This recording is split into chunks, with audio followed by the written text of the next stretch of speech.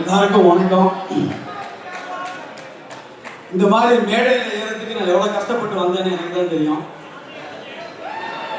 அதுக்கு முன்னாடி வந்து சாதனையாளர்கள்லாம் இங்கே உட்காந்துருக்காங்க. சிவகுமார் சார் இருக்காரு, நம்ம ஹீரோ இருக்காரு கார்த்திக் சார்.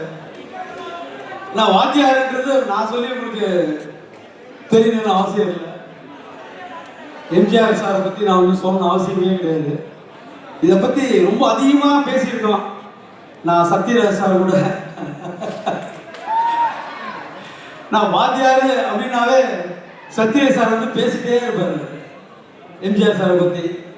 அந்த மாதிரி ஒரு ஐகானிக் ஒரு ஆக்டர் வந்து போர்ட்ரேட் பண்ணுறது சாதாரண விஷயமே கிடையாது. அந்த மாதிரி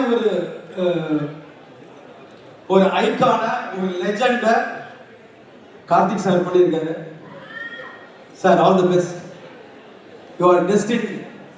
ஸோ இந்த மாதிரி ஒரு அமைப்புன்னு சொல்லுவாங்க. இந்த மாதிரி அமைப்பு வந்து எல்லாரும் கிடைக்காது.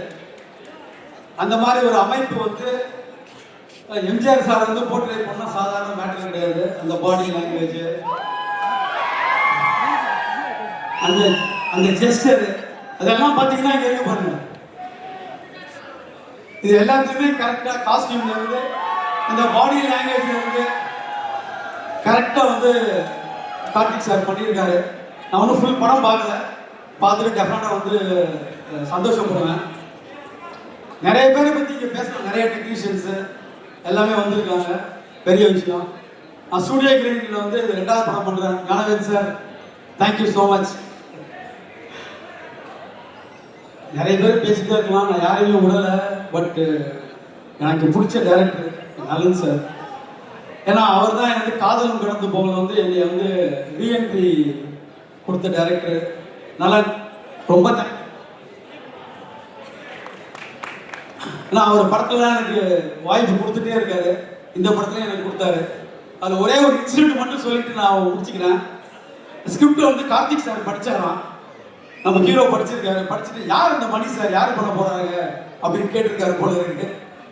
இப்போ நான் சொன்னாரா நம்ம ஜிஎம் சுந்தர் சார் தான் பண்றாரு அப்படின்னு. இப்போ அவரா சரி ஓகே அப்படின்னாரு. Karthik sir, thank you so much.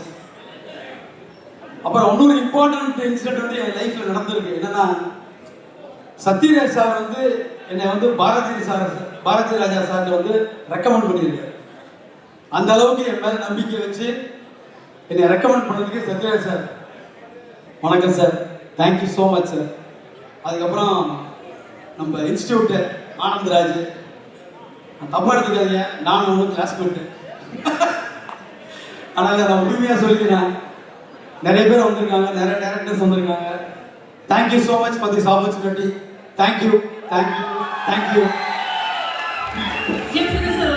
அது வந்து ஐகானிக்கா பண்ணீங்க. அப்போ டெஃபினெட்லி இந்த திரைப்படத்துல எம்ஜிஆர் சாரோட வாக்கும் நீங்க ஐகானிக்கா பண்ணிருக்கீங்க இல்லைங்களா? அந்த ஒரு வாக் மட்டும் எங்களுக்காக சார். இல்ல அது வந்து கார்த்திக் சார் பண்ணிருக்காரு. நான் பண்ணல அது. அப்படிங்களா? ஆமா, அவர் தான் கரெக்டா பண்ணிருக்காரு. ஓகே, நீங்க படத்துல நீங்க பாருங்க. கண்டிப்பா சிவாஜி சார் மாதிரி பண்ணா நான் பண்ணி காமிக்கிறேன்.